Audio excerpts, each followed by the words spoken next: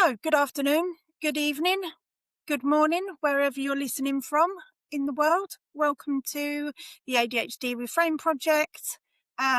This is season 2, episode 4. So, to our followers, to my followers, then it's great to have you back again. And today, I'm joined by Rob. So, Rob, would you like to do a little introduction to yourself, please? Absolutely. Thank you, Emma. Hello, everybody, and wherever you are in the world, welcome as well.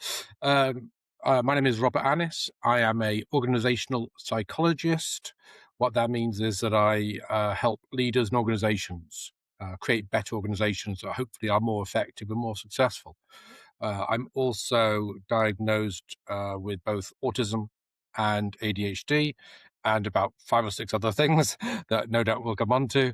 And I am also the co-founder of Neuro, and Neuro is a registered charity that is focused on, quite frankly, societal change. You've just pricked my interest. Two major things there that you just said.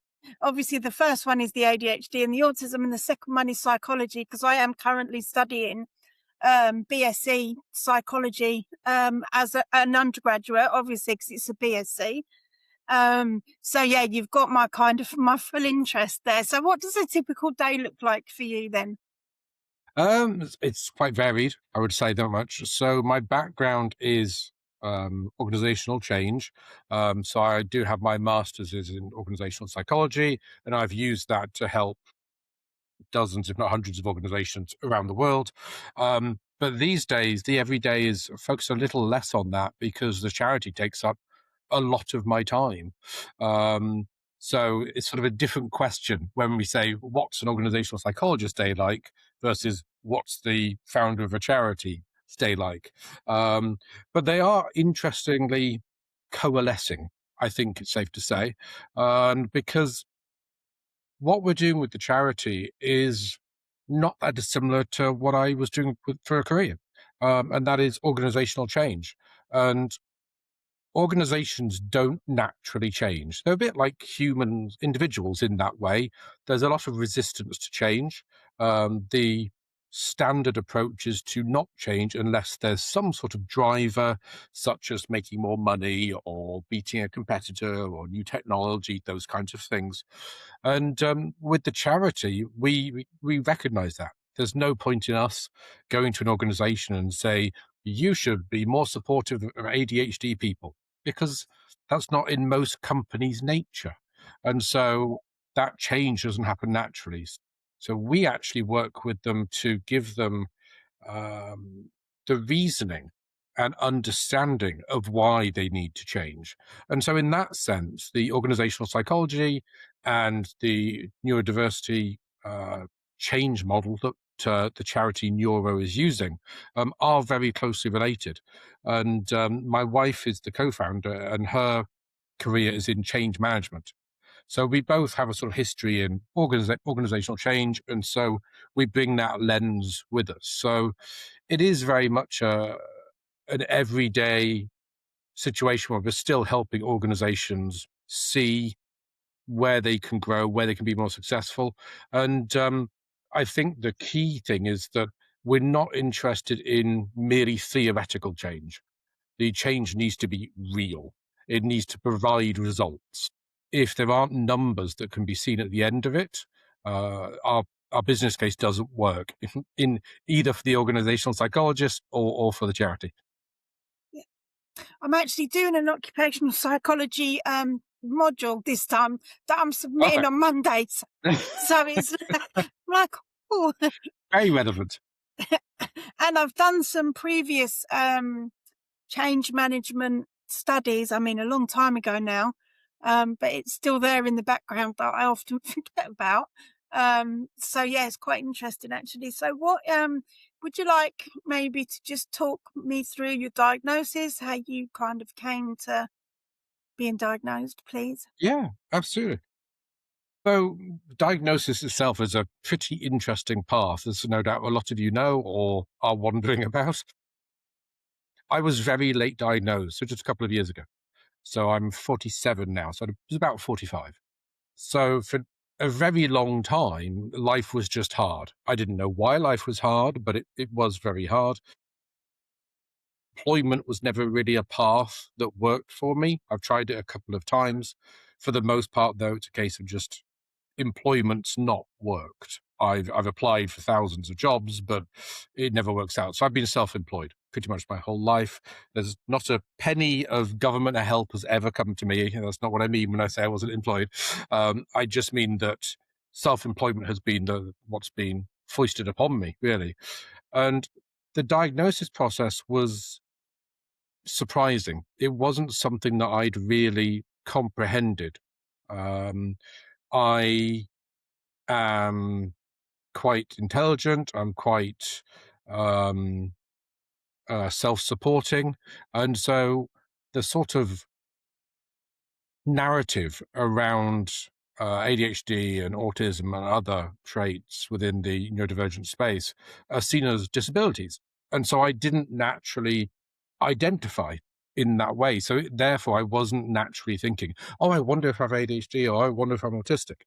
It wasn't something that really crossed my mind until sort of it was suggested to me, and then we sort of went down this path. It was like, oh, crikey. And so I was very fortunate that my wife had private healthcare. Obviously, diagnosis at the moment is very hard to get a hold of through the National Health, sorry, can't talk, with the National Health Service, which is very unfortunate and really shouldn't be the case, but it is what it is. We can't change that today.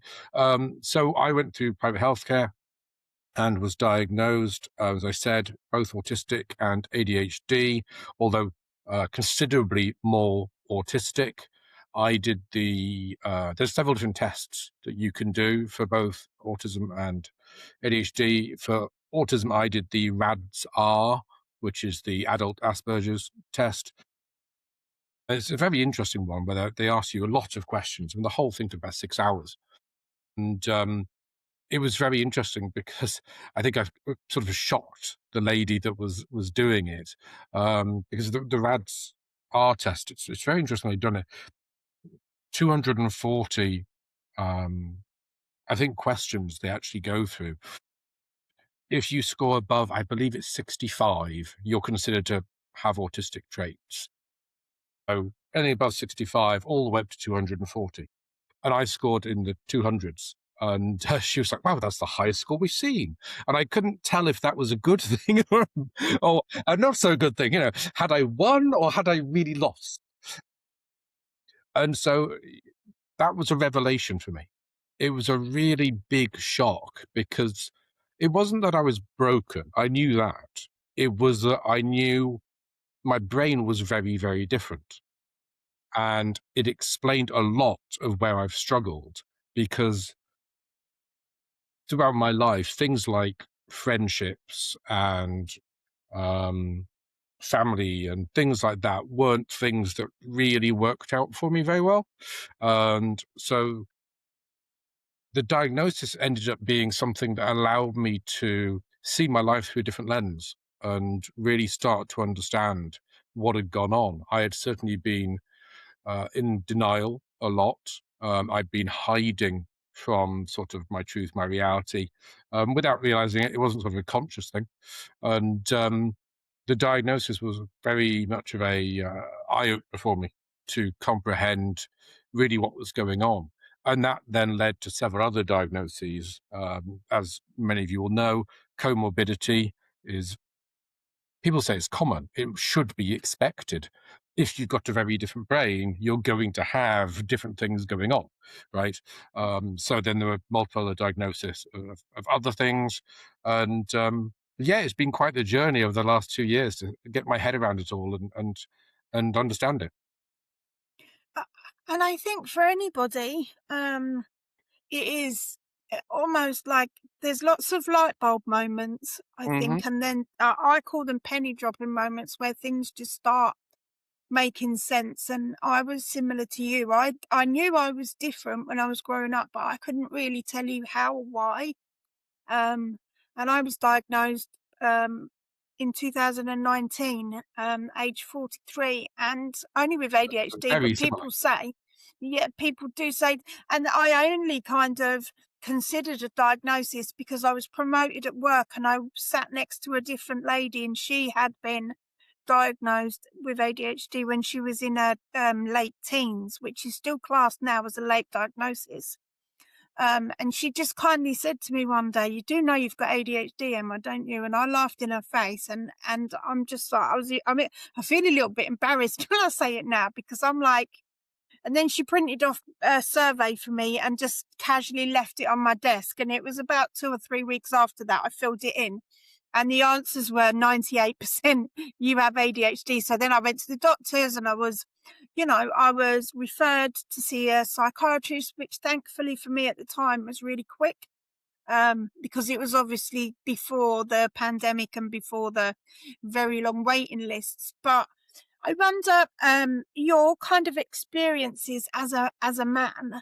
Do you think that like around your mental health or just around your diagnosis? Because I know for women, obviously we've kind of been like not even acknowledged. I call us the lost generation, but I think sometimes it can be harder for men because there's still a stigma attached that you have to be strong and you have to just, get on with it. And, men's mental health is something that desperately does need to be made aware of more. But I wonder if your experiences have been any different that you've noticed because you're a man, if you don't mind asking that, Of answering course, that, I no, no, mean. you can ask me absolutely anything. I would obviously preface it with the reality that I've not had the other shoe on. I've not been a woman, so I can't definitively say Exactly. that it's been different. But I can give sort of examples and my opinion. Amazing. Um, Thank you. of course, of course. I mean, certainly it caused a lot of mental health issues because I was very lonely. I didn't understand people. I would make mistakes constantly in conversation to the point where people would avoid me, um, and I'm including family members. So it was significant, and that led to some very dark times. There was a lot of depression, anxiety, led to psychosis at one point for quite a period of time, which was very hard to deal with. And it was only aimed at myself. It was never about hurting anybody Yeah, of else. It was course. it was just the extreme stress of never belonging and never being accepted. And it was extremely hard. I wouldn't wish it on anybody. Um, so yes, that was difficult, and no, I certainly couldn't ask for help. Whether or not that was because I was a man, I don't know, but I didn't have anyone to ask because there was nobody there. So it wasn't really an option. Um, so I think there is certainly a stigma around an older generation of men. I would think young men now, there is much more discussion around mental health, around openness, around um, emotions, right? It's perfectly normal now to hear a young girl talking about their emotions, whereas when I was young, wasn't really the thing. And so, yeah, it certainly caused a lot of problems.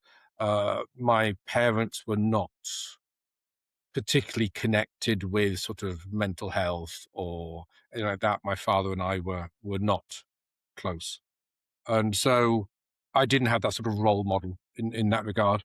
So yeah, it certainly made it difficult. I One of the best things it gave me, though, which is interesting, is throughout the years I've always got on better with women than men, and I never knew why that was. Now I believe it's because I never experienced the privilege that men tend to get in society. And so I identified more with others. And so whilst everyone else was going, I love football or I love Superman or G.I. Joe or whatever it was, all my heroes were of other types, whether it be Wonder Woman or whatever it was. And it was really interesting because all that did then was separate me even more. And so you sort of become more of a recluse than much else. So I think it is really tough. But it's made me extremely resilient. I really don't think there's much I can't get through now. So there's that upside, but yeah, it is very difficult when you feel like you don't belong anywhere, and it's demonstrable. Um, and part of that is actually not just the neurodivergence in the sense of ADHD and autism. It's the other diagnoses that I think actually have just as much impact because I have prosopagnosia, which is face blindness. So I don't remember faces. Okay. I lose my wife all the time. Oh, So it's very real problem, and it's not consistent. It's almost, if it was consistent, it would be better. The fact that it is patchy is actually, people don't believe it as much because if I remember them, you can see them going, oh, so you don't have prosopagnosia. But it is patchy. Along with that, alexithymia, which means I don't really comprehend emotions very well. I seem quite cold. It's not intentional. I'm just not particularly emotional. So people struggle with that, and also I can't understand their emotions. So I often misunderstand what they're trying to say to me because I don't comprehend the emotion behind it. And then there's several other diagnoses which I won't bore you or the audience with.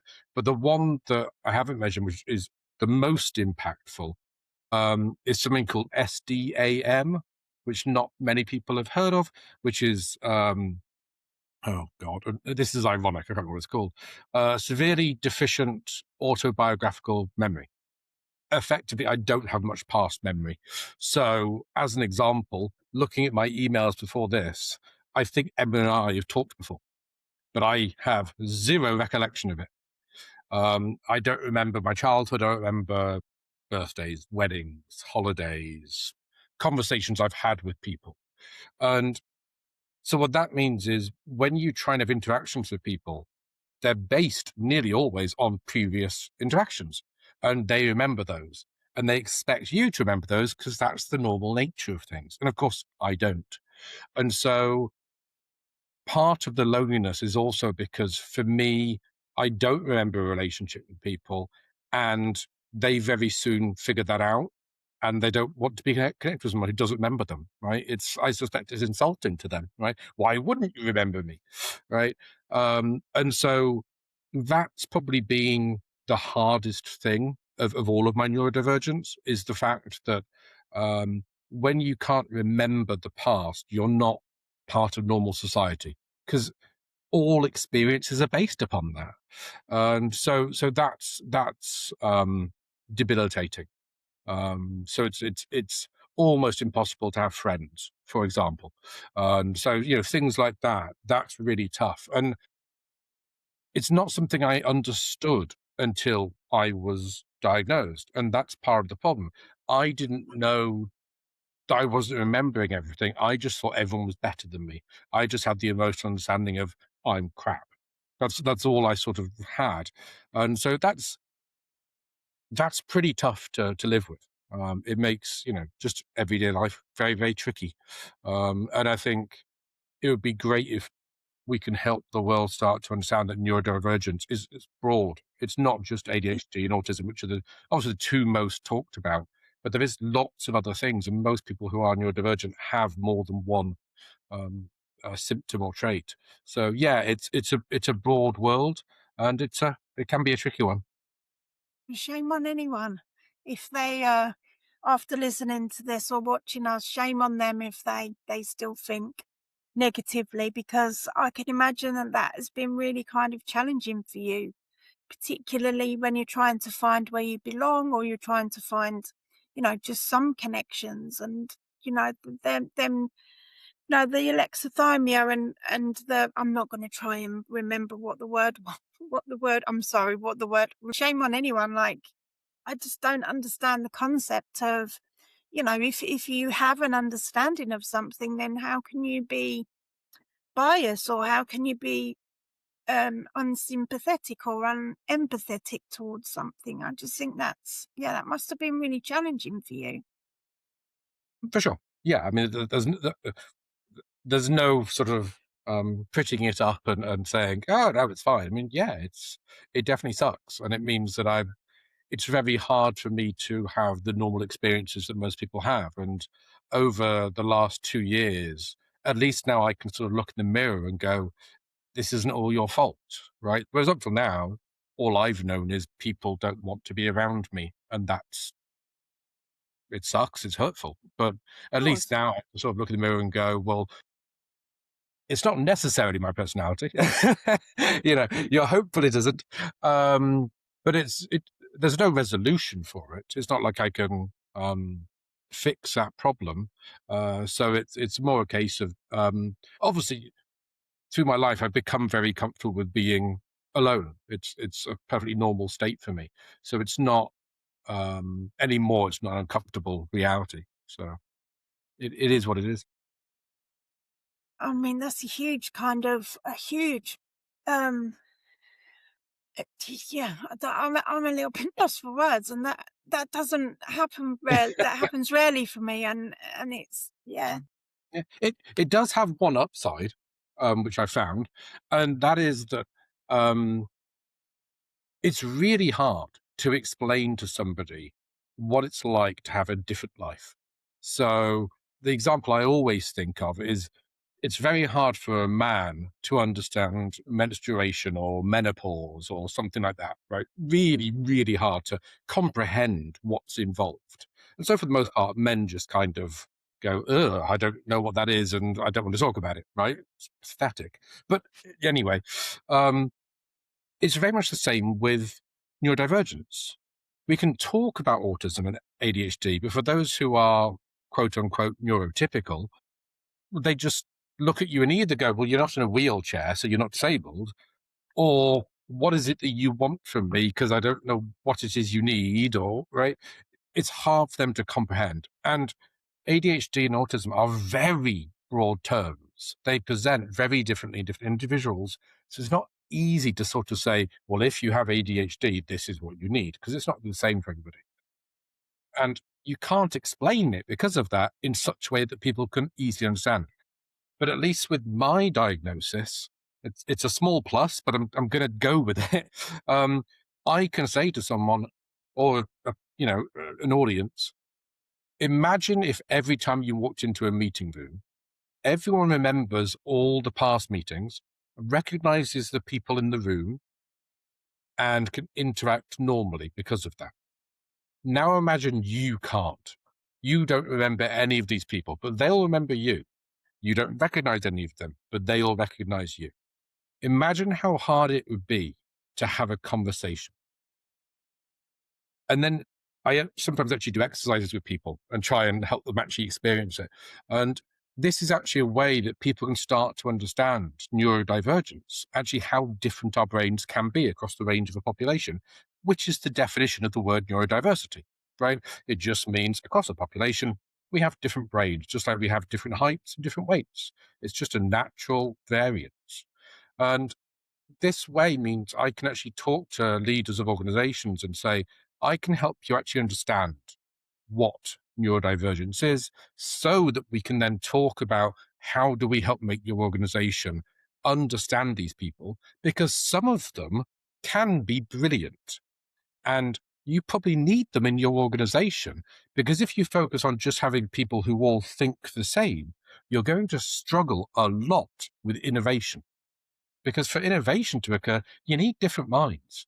So if your organization isn't building for cognitive diversity, you've got a bit of a problem on your hands. And so in this way, we can help organizations, maybe a university or a business or government or whatever, start to comprehend that neurodivergence is something that's important, needs to be looked at. I think it's useful. My way of saying that, which you said beautifully, would be that everyone has a place at the table, and we all have different skills. And I think it's important for neurodivergent people to kind of be in a kind of committee, in a seat at a table in a committee, or just being able to kind of use their brains to their advantage and to the advantage of the company or the university, or something similar, Yeah, just yeah, because I think we have so much, like you said, innovation, creativity. Like, I join dots that people don't even know the dots are there, and I'm just, yeah, it's crazy. But yeah, I do think it's important for us to kind of have these conversations as well. Just because, then, people can kind of understand but yeah, I think you're really brave. You're turning up today and you're being honest about your experiences, and Well, takes a lot of courage. So thank oh, you for oh, talking about you're this. welcome. I'm not sure I can agree that it's courageous. I mean, there's people out there struggling with a lot worse, right? I mean, God, you think of the average woman who has to go to a bar and think, do I need to cover my drink? Am I going to be safe getting home tonight? Right? That's courage, right? I don't think that what I'm doing is courageous. I think it's just um, I'm just doing what I think is right. I guess I'd say that. But yeah, I think it's one thing I would say, Emma, is I want to change the voice away from saying we should be at the table because it's the right thing to do, although it is ethically, morally, absolutely. The problem is if someone's in power and we're asking, we want to be in the room as well, they're going to see that as their privilege being reduced. And so it's hard to get into that room unless we can not just go for that ethical, moral approach, but also say, you need to do this because otherwise your business won't be as successful or your university won't get the 25% of PhD students that are neurodivergent, right? And you want those people. And so I think it's definitely the ethical, moral side, but we also need to talk to people in a language that is relevant to them. I love that. I do that a lot with my university. I talk to them. I try and because I advocate a lot within my university. I'm a distance learner, so everything's 100% online. So I don't actually I see people, but it's all virtual. And I do advocate a lot for students like me. Uh, and I just, I try whenever I talk to somebody whom I know maybe or definitely is neurotypical, I always Mhm, try and explain things in a way that everyone can understand, because then I think, like yourself, there's a psychological theory called the double empathy theory. I think it's in social psychology, if I remember rightly. Um, and it's like although we can't really empathize with people that we're not going through similar experiences, we can kind of build on an understanding, a mutual understanding. And I think using clear and direct language when explaining anything, when it comes to, neurodivergent experiences, or, even just down to dyslexia, dyscalculia, just, things that we've been aware of ADHD and autism for many, many, many, many years. It's just we're in a massive flux of us all getting diagnosed later in life. But I think I always try and kind of explain things in a language that everybody can understand, and it's not normally academic either, because although you're at university, you've got to write and format and do everything in academic kind of style writing, and it just, yeah. But I try and keep things as easy to understand as possible, because then everybody hopefully can understand.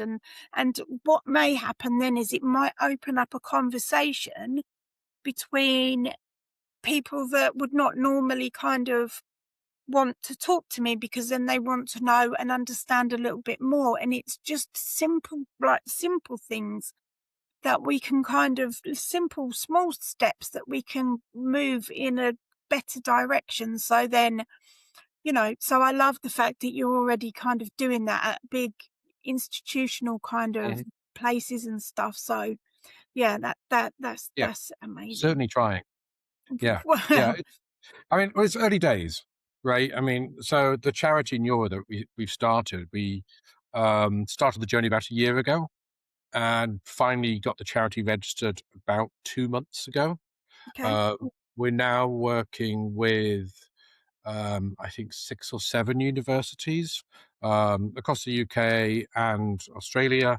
Um, we've got businesses we're working with, schools, about 20 something schools in London. We've been in touch with them, working with them. And we're now at the point where we're starting to open it up because what we've built with the charities is the concept of organizations need to start thinking about how they design themselves better, right? Because right now, the concept of organizational culture is very much around the idea of sort of come into our company and align with how we think and our values and all this kind of good stuff. But what we're actually doing is saying to people, sort of come in and shave off your edges so you become more like each other. And that's where we lose the problem solving, the innovation, the creativity, etc. And all the neurodivergent people because they don't look and, they don't fit in. And so organizations are actually building themselves into a slower form of growth because they're actually reducing that change level, that innovation level. And so what we're saying is actually you need those people. So how do you attract them? Because right now, most people who are neurodivergent look at workplaces and universities and so on concerned Yeah. because they don't know what it's going to be like when they get there, right? Yep. There's a wall effectively you can't see in, and you don't know what the social rules will be when you get in there. And if you're anything like me, you can't read the social rules anyway, so it's really scary. So for organizations who need to attract that talent, they need a way to do so. So what we've done is create in this charity an accreditation that organizations can gain. Now, this is not one that's sort of a pay to play model. You can't just pay £500 or dollars or whatever and get the accreditation, then attract people in. That's not how it works. Sorry. Uh, Actually, you'll get assessed as to how neuro inclusive you are, and then you're given information on where you can improve. If as an organization you take that advice, which you kind of hope you would, right? You want to be a good organization for your people to make you more successful.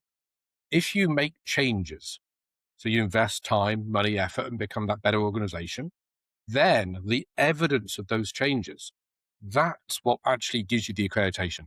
So we'll only give the accreditation out to companies that have changed, which means now that accreditation acts as like a beacon. Because if you're, I don't know, an 18-year-old girl and you've got ADHD and you've gone through school and it was okay, you got through because the school did a few things to help you. It wasn't perfect, but it was enough. And so you're looking at universities. Well, you're looking at 3 universities, say, and they've all got kind of the same web page that says we're inclusive and we love our students kind of thing, probably the same sort of copy, probably copied and pasted. But it doesn't really give you a view in. Right? Have they really done that? Or has just somebody written that? Right? Is it just some guy in marketing wrote it with absolutely no knowledge? Who knows? Certainly that young lady doesn't know.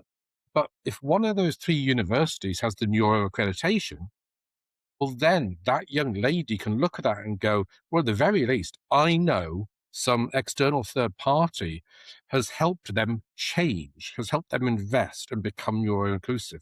So they may not be perfect, but at least I know they're going down that path and it's important to them. So that's probably where I'm going to go. And what's interesting is for that young lady is when she's looking at 3 universities, because the overriding thing is she wants to go there and get a degree, the most important thing is going to be, will she graduate? Not which is the best course. Because if they've got a course and she got, that's the topic, that's the one I love, but she can't graduate because they don't support her, then it's kind of irrelevant what the topic is.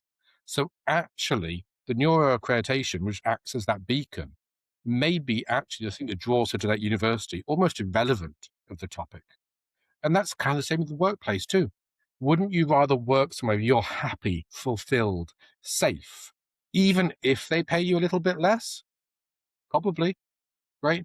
And so we're hoping, again, it's early days, but we're hoping that the neuro accreditation becomes something that organizations, whatever industry, whatever location around the planet, that the accreditation becomes something that is sought after And through that, we start creating more inclusive workplaces, which is better for everybody, right? Um, and the way we're doing that is we franchise it, quite simply. We're licensing what we built. And so if there's somebody like me out there watching this and you're neurodivergent and you've been self-employed and sort of coaching and training and being that consultant and you've got your own business, I'm not going to take away everything you've already got. You've probably built your own training, your own marketing. Well, we've also built lots of training and marketing and proposal materials and all that stuff, as well as the accreditation and the credibility that goes with all of that. And you can come to us and work with us and just be a partner with us. You can carry on doing your own thing, but add neuro into it, which makes you more credible, but also brings you more business. And we don't get involved with any sort of the finances between you and the client. You charge what you want, right? We're just involved in the accreditation piece, but you get access to all of our training. So we're hoping that that will be a good business model, which definitely shifts the understanding around the world of neurodivergence and changes organizations, but also helps these individuals who deserve an income as much as anybody, right? And so, yeah, that's sort of the model and what we're trying to do. And yeah, we're hoping we can make a difference and make a change in the world that's valuable for everybody. I mean, there's no doubt in my mind that you're going to make a difference. And I think the way that you've just explained your accreditation is going to be obviously your biggest selling point, because if an institution or, company or whoever reaches out to you and their end goal is to be more inclusive and then to kind of work towards that with you and your charity and stuff, is going to be, yeah, there's only positives that I can see coming out of that, because I have found a lot um, in the last few years, conversations I've had, when you start breaking down neurodivergence into, like, it's a big umbrella term, isn't it? And I know we had the deficit model, and then the social model, then awareness, and I like a strength based approach personally, which is why I started the podcast, because I think that once we focus on like the things that we do very well and then harness them in our everyday life, then we're moving kind of out of the I can't do that, but you can find it challenging, but this is how you're going to this is how you're going to cope and kind of move forward.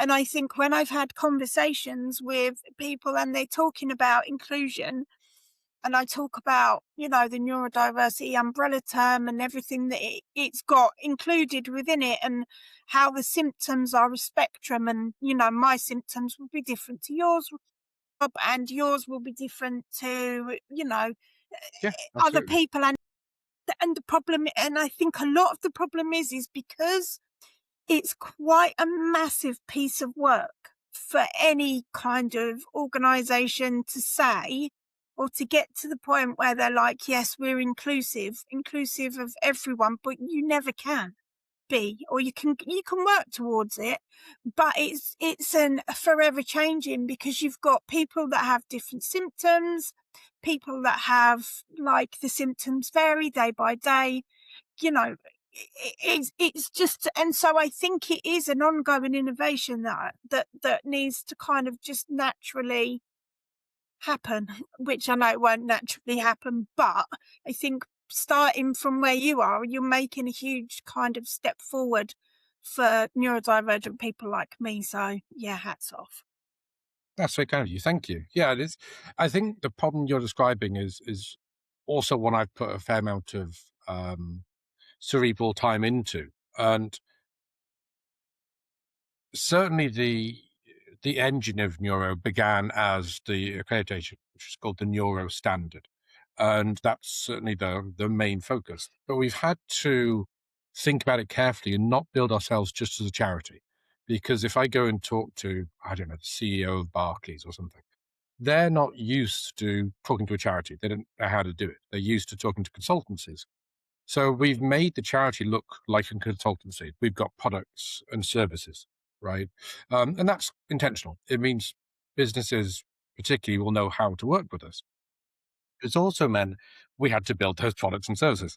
So there's a couple of key things that are critical when we think about how neurodivergence is seen in organizations. The current model is bonkers. It's absolutely hilarious. So let me explain why. So the idea is this. If you are disabled in any way, including neurodivergence, you get, reasonable accommodations, right? Whatever the heck that's meant to mean. But the point is, all you have to do is go, excuse me, I'm broken. Could I please get some help? Now, first things first, you've got to say, excuse me, I'm broken.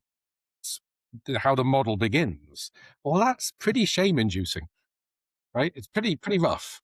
And also, it pretty much labels you as someone who's probably not going to have a great career because you're seen as being vulnerable. You're seen as someone who can only succeed with help, which is not what you normally see as sort of a career climber, right? And so it's very problematic as a model. Additionally, it places even more pressure and expectation and burden on that individual because it says, first of all, you need to tell us what the problem is. How does that person know what the problem is? Right? I wasn't diagnosed for 45 years. So someone has said to me, what do you need? What's the problem? I don't know. If they'd said, what do you need to solve the problem? How would I know? Exactly. When you have a problem, it doesn't mean you know the solution. It just means you're struggling. That's all you know, right?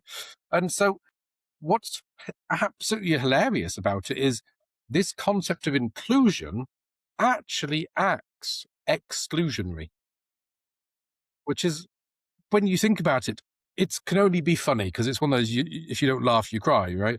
But that is the reality. When you say to somebody, we expect you to be shamed, be sort of recognized, potentially be alone, understand what the problem is, understand how to explain it, right? Who has the vocabulary to explain how they're struggling, um, and then know what the solution is, right? The the odds of somebody figuring all of that out on their own isn't far off nil. And so the point is, the reasonable accommodation model doesn't particularly work. It's a lovely intention. The 2010 Equality Act is the jewel in the crown of the UK. I'm not saying anything bad about it. And if Nigel Farage gets the power and gets the Equality Act, somebody find him and take him out. But the Equality Act is epic. It just needs the ability to work. So one of the products we built as part of Neuro is a questioning engine, effectively, and it allows somebody to understand their situation better. The human brain comprehends most things in emotions and outcomes. It's not very good at understanding causal relationships. Sorry, everybody, it's not what its skill set is. And so the way the human brain comprehends things is generally, I had a tough day, it's made me feel a bit upset, and I fancy a glass of wine, which all of that sounds great. I have no issue with any of it, but it doesn't help understand what that person needs. So what we have is called resonance, and resonance helps that individual actually break down the day. It helps them understand, oh, in this meeting, Tom kept talking over me. And because Tom kept talking over me, I started to get overwhelmed and I started to get more and more uncomfortable and more withdrawn. And so resonance helps the person see where they were struggling. And then it says, okay, so you can get overwhelmed and you can then get withdrawn. Right, here's some techniques that might be useful in this situation. Would you like to try some of these? It can also suggest products and services as well. And then that individual is looking at it and they can say, right, I think this one would be good and this one might be good. And so out of it, they actually get ideas and solutions, right? And then that can be anonymized and passed on to a manager, right? Or it can actually be rolled up to the team or the entire organizational level. And this helps managers, leaders, HR start to comprehend what they need to change in organizations. So what Resonance does, rather brilliantly, I think, it takes away that legal scare that organizations have about what do we do about these neurodivergent people? What if we do it wrong and end up going to an employment tribunal? Let's just not do anything, Yeah. which is kind of where we are. Yeah. So Neuro is, well, I said at the very beginning of this, when you asked, what do I do and what's the charity? Neuro is a social change engine. It's psychologically designed to change society. That's what it is. And so all the problems around neurodivergence, I spent the last 12 months unemployed, focused only on this and building neuro. And so these products and services now exist that can build better companies, that can build better universities, schools, and can make a better society. And so that's what we're trying to do. And so I'm really hoping it works. Sounds incredible. Like a hats off to you, considering the things that you have to kind of deal with day to day, with your memory and your autism and the ADHD and yeah, just yeah, kind of hats off to you. It sounds absolutely amazing. Like I Thank you. can't. It's definitely needed. Definitely. Because I've quite a good example of what you've just said as well. When I first applied to study my degree, first of all, I didn't think they would accept me because I was always told that I was thick because I do things differently, which almost became my self-fulfilling prophecy, but it wasn't. And then if you're studying and you get student finance, then you can get something called disabled students allowance. I'm sure you know this. And I know, I just offended you by just saying, Rob, that I'm sure you know this in case that you haven't. God, no. Oh, Good luck offending me. thank goodness for that then. Gosh, no. You're No, absolutely I worry about little things like that. But DSA, Disabled Students Allowance. When I first put the application in and I was awarded it, I had a certain amount of hours of study skills and mentor appointments. And the study skills, the first few two tutors that I had for my study skills used to say to me, "So what is it exactly that you struggle with? What are And I sat there and I was like, I don't know, because first of all, I've never studied 100% online. Second of mhm. all, I've never studied a degree. My highest level was a level 3, which is similar to an A level. I hadn't been in education for a while because I've also got fibro and live with chronic pain and chronic fatigue. So, um, you know, I don't know. Like, I've tried and tested so many different subjects and topics and different ways to kind of learn in the past, and unfortunately ended up dropping out because people used to say to me like, what do you need? And I'm like, and I would say to them, I don't know what I need. You're the experts. Yeah, and it's only like I'm on my sixth study skills tutor now, and I have to say that the woman she's just a game changer because she's got ADHD, so she understands ADHD. But yeah, she kind of meets me where I'm at and she sees me, and she's so good at kind of gently encouraging me. And it's just, I sometimes sit here and think, because I've only had her for like maybe 6 or 7 weeks now. And I've had to change 5 times because she's my sixth tutor.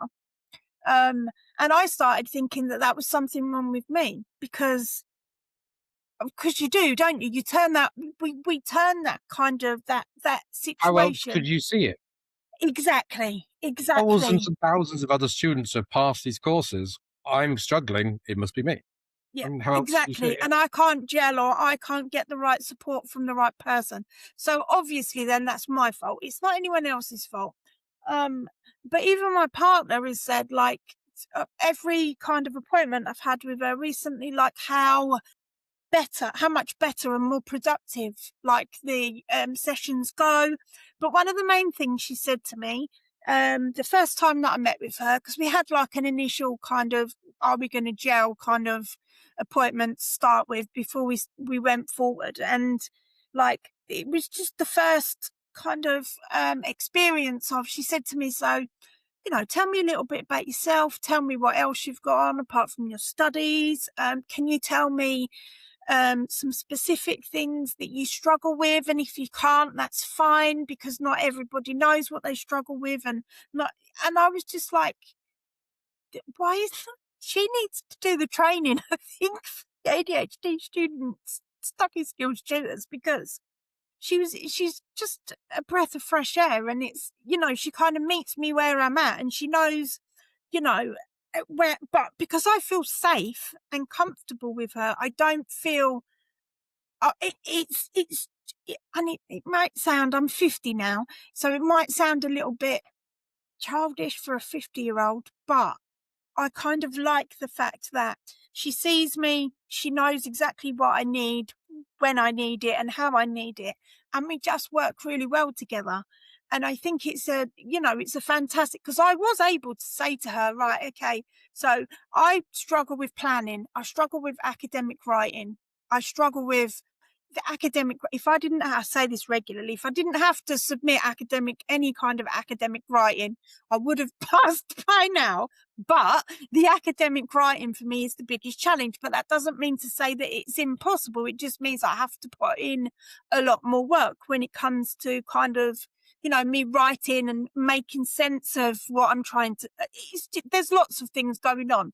But because I've had that 2.5 year experience before I before I changed to this lady, it's helped me, because I could then sit there and say to her, I know exactly what I need, and this is how I need it. And that's pretty much what we follow all the time.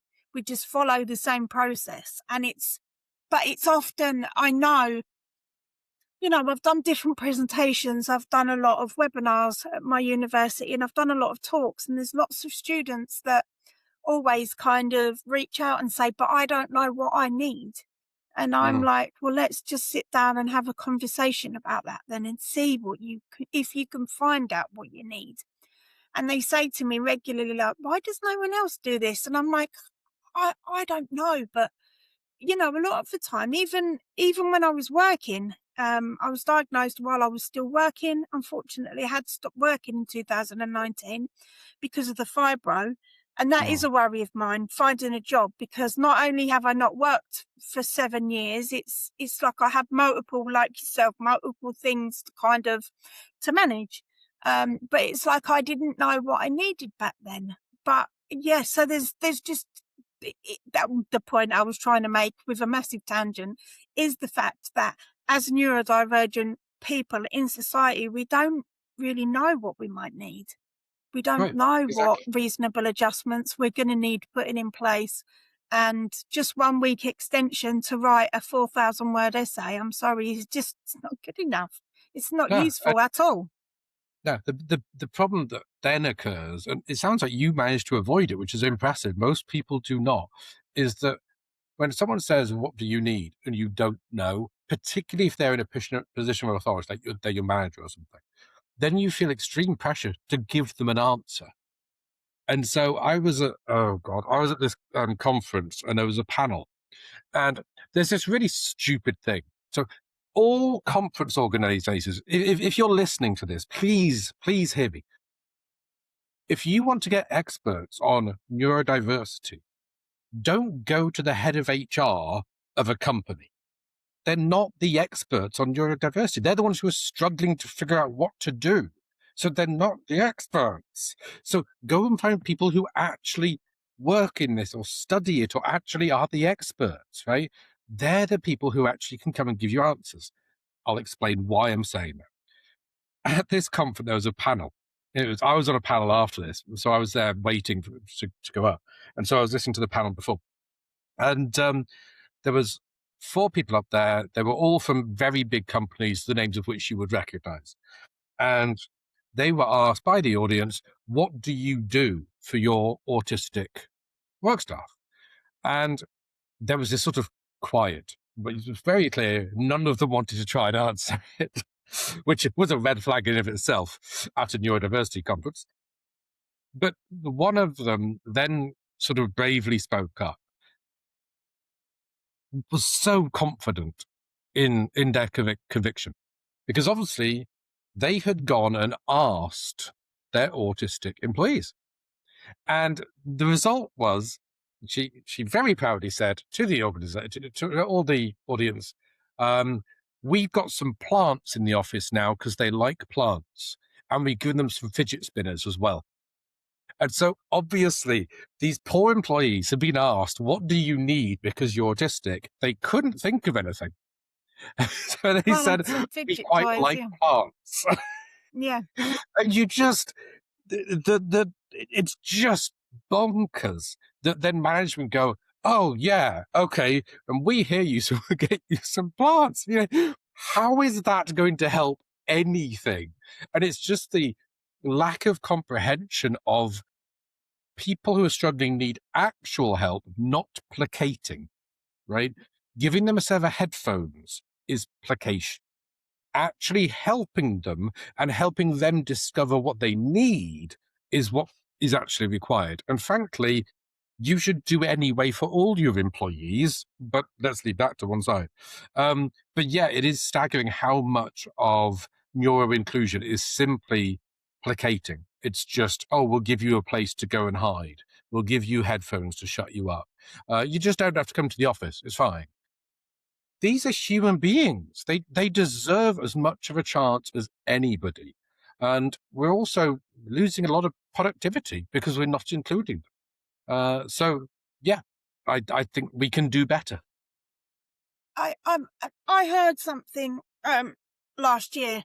It could have been a few years ago because my memory is a bit sketchy sometimes.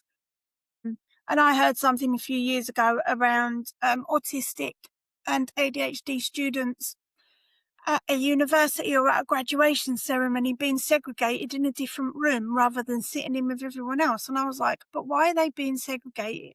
That's Hmm. then just showing that they're kind of been hidden away, or they're, and I understand like that. This is the thing where you've just said about placating.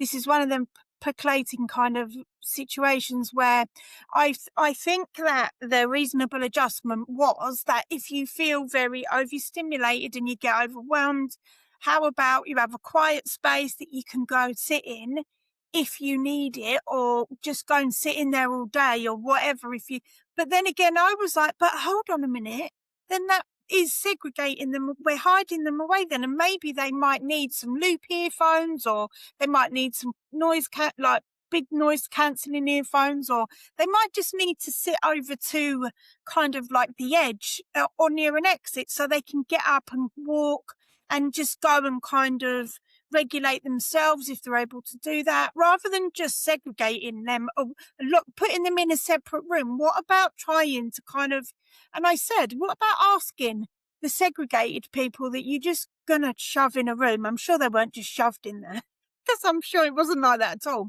But how about you ask students or employers that are being, because they get so socially overwhelmed quite easily. How about you just ask them? And if they don't know, how about just sit and have a conversation with them and try and see, like, lots of people say that people with ADHD, we think outside the box. I don't have a box. I just have quite a unique way of kind of looking at Hmm. things. And it's always people focused because I just love helping other people. And it's, just by that simple kind of conversation. It wasn't a simple conversation. I didn't mean it as a derogatory towards me, but just by having that conversation, I was like, but hold on a minute. Why you be segregating people off into a separate room? Like, I'm sorry, but that's not that's them making them feel even less like they belong to a community. Or if and so yeah, I love the fact that you're doing all of this work. Thank you. It's Thank you. Yeah, fascinating to I me. really appreciate it. For anyone who's interested, whether you are a business or university who'd like to be a client, whether you're someone who's interested in potentially being what we call a commercial delivery partner, which is somebody who's a sort of consultant or coach or trainer or something like that, and you'd like to be a licensee or franchisee or whatever the word might be. Or if you're looking to volunteer, we've got about 12 volunteers around the world currently, from India to North America, UK, Switzerland. We just had a chap from Ethiopia reach out. So we'll see if Addis Ababa is next on the list. Um, but yeah, if you're interested in any of those things, or you just want to talk, if you want us to come in and do a talk with your company, right? It's a small thing, but we can do that as well. The critical thing is reach out. We're going to change the world, and we'd like everyone to come along with us. This is going to help neurodivergent people. It's going to help companies be more successful, universities be more successful. Just trying to make a better world by designing it a little bit better through organizational psychology. So come and have a look at the website. It's neuro, as in neuro, neurocharity.org. Or my name's right there on the screen. Go and look me up on LinkedIn. I think it's linkedin.com/in/Rob Annis, I think, off the top of my head. And hopefully this will be all posted with the video. But do pop onto the website and reach out to those through there, or email. It's robert.annis@neurocharity.org, unsurprisingly. And yeah, the sooner you reach out to us, the sooner we can make the world a better place, and you can be better organizations or making more money. So yeah, please join us. And I'd like to just echo exactly what Rob has just said, because I think the more understanding, the more people get inquisitive about neurodivergent people and our symptoms, the better kind of understanding and empathy we're going to be able to kind of just grow and, support people like you and I in a way that's very different.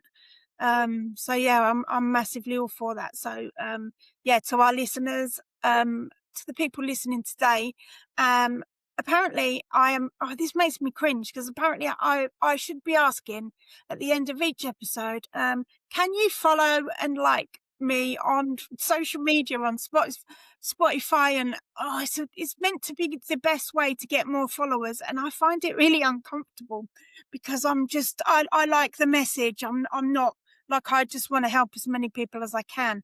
But equally, I would just like to echo what you've just said. Like, if anyone that's listening today wants to learn more, I'll put the link to your LinkedIn, Rob, and your website in the description of the podcast episode today.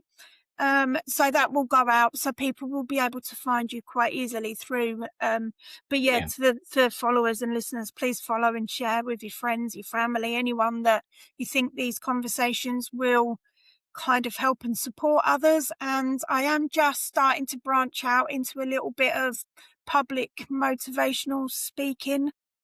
Very good. So I'm just looking for some opportunities to talk, basically, because I love talking. Yeah, no, But I hear you. I but do a lot of the public speaking and the talks myself, so it's a lot of fun. I did just think of one thing I didn't mention, if I can just quickly say, because this is no, of for course. everybody out there. The website's worth checking out no matter what. It's pretty good. But critically on there's a resource that's probably helpful for a lot of people. When I got diagnosed, I didn't know where to look. I just went online and started trying to find stuff, and probably everyone does that. Most of the stuff on there is crap. There's a lot of bad stuff on there. On our website, we've got a free resource, imaginatively called the library. If you go there, we've tried to put lots of stuff. It's growing. The volunteers love it, so they're playing with that and adding more stuff. But there's everything there from I've just been diagnosed, what do I do, to I've got neurodivergent kids, what do I do, to I'm a manager with neurodivergent employees, all these kinds of things. There's much deeper dive into autism, ADHD, prosopagnosia, alexithymia, all these things. There's a glossary of neurodivergent words and terms, so you can just search and find lots of different things. There's practical guides for certain situations for certain people. And then finally, there's tools and templates that can be downloaded. Things like there's one for I'm a manager and I have neurodivergent employees. How do I run this meeting? And there's literally a template you can download that will help you understand how you do that. So the library is free and always will be. It's there for anybody to go and use. If you want to link to it from your website, companies, if you want to give it to your employees and that just share it, it's there to help people. So if you've got questions, go and have a look there, and hopefully that can help you. Yep. Thank you so much for taking the time to come and talk to me today. It's been fascinating for me. Um, So I just wondered if you have, I call them pearl of wisdom. Is there anything that maybe either when you realised that you were neurodivergent, or after you were diagnosed, or since then, is there anything that you wish that you had known that was quite, it's been life changing or profound for you? Um, it's probably not much of a pearl of wisdom. It's just a moment of honesty. When I was diagnosed, I think the immediate, well, a couple hours later, but the reaction was anger, because all I could think was, I'm 45 years old and I've wasted my life. Um, and I was so frustrated to find out that all of the problems in my life, um, if I had been diagnosed much, much earlier, uh, life would have been a lot better for me. There'd be probably people I'd still be talking to that, well, they still be talking to me. Um, and so there was a lot of anger, screaming, crying. I yeah, just had a full on tantrum, I think is probably the nicest way to put it. Um, I was like a I was like a 3-year-old autistic kid in a supermarket, screaming and crying on the floor, but as a 45-year-old man, so yeah. But it was such a shock. It was just such a big thing for me to comprehend. I'd always relied on my mind.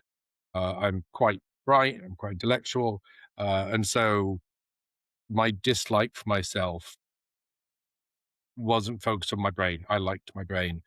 So to find this out was really traumatic. It was genuinely traumatic. It's the best word I could think for it.